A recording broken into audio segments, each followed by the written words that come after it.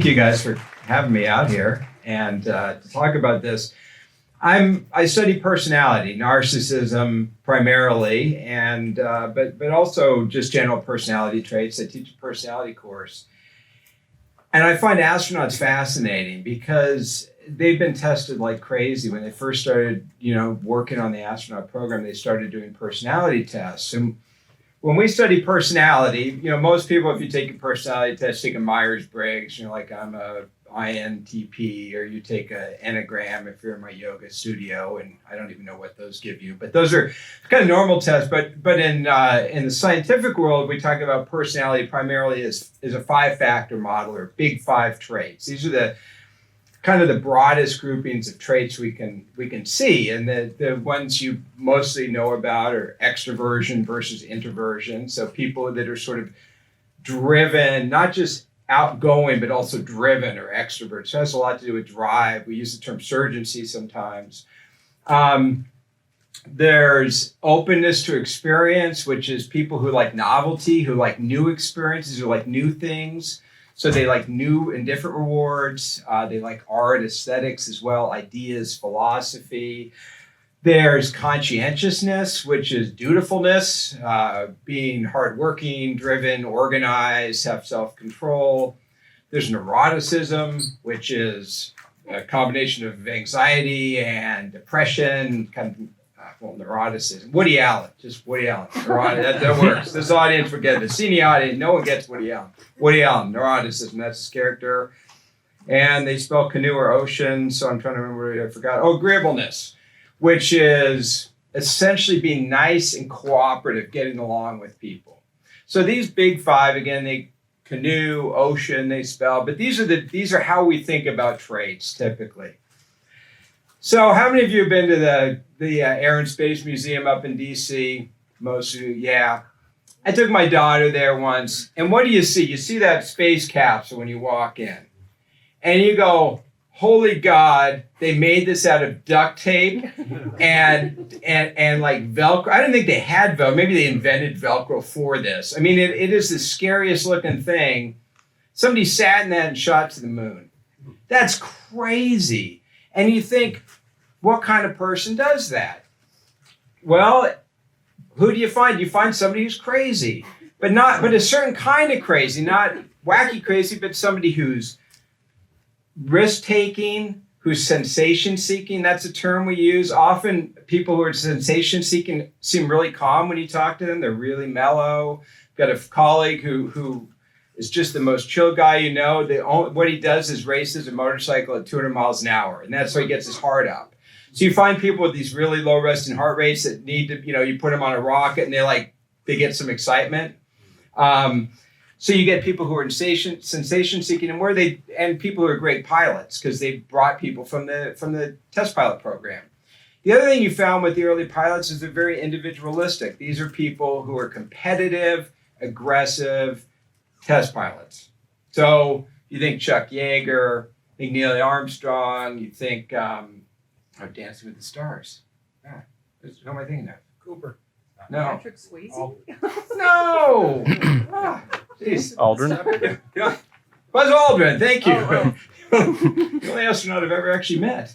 Buzz Aldrin, these are people who are aggressive, competitive, hard-charging, tough risk takers. Those are the people you launched into space to go to the moon because no one else is stupid enough to do it. Great. That's what happened in the 60s. So what's going on now? We're trying to send a bunch of people to Mars. We're working on a Mars mission. We've been working on it for years. We've got people in UGA psychology working on it.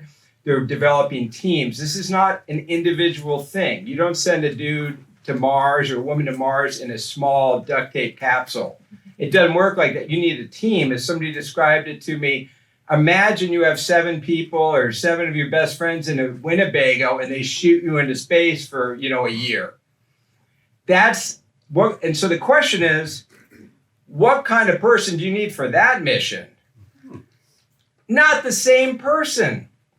So you start going, what do you need for somebody who's going to go to Mars? Well, first of all, you need people that have to be fearless, just like the first astronauts. They can't be neurotic. They can't be fearful. They have to be calm. That's across the board.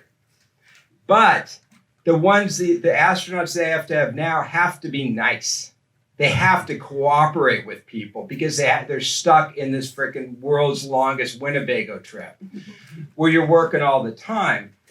And I talked to one person working on this project last week, and I said, well, what really sticks out? He goes, one thing we're finding is a real problem is gregariousness. And I said, what's that? What's that? Well, gregariousness is what I have. It's basically a facet of narcissism. I'm not this facet of narcissism, a facet of extroversion where you talk a lot.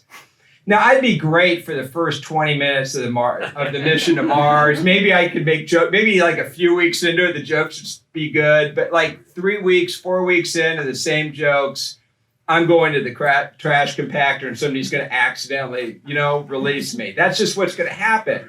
That's okay. I understand it.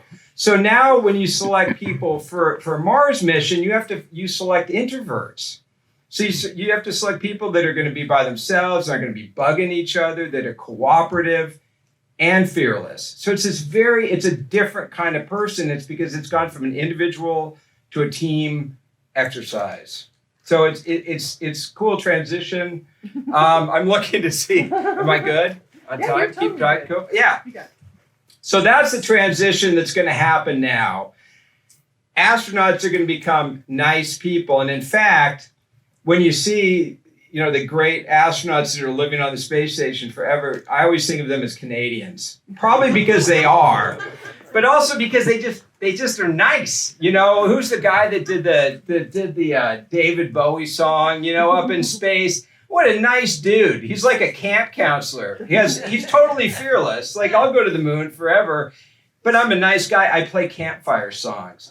So again, it's a selection process, and it's going to be really interesting because you're not going to be selecting the same people you select for test pilots. You're not going to select crazy people. You're going to select scientists. You're going to select engineers. You're going to have You're going to have women doing it because women are going to be the ones you want to go up on a ship that are going to get along as much as men. So you're just going to have very different astronauts and a very different image of what an astronaut was, from an individual hero to maybe a group that cooperates, that represents connection and cohesion and something else. And I think the good news in all this is that they legit are going to Mars. As far as I know, the grant money's coming and it's going to happen. So, good? That's my thoughts. Awesome. So I like astronauts. Thank you.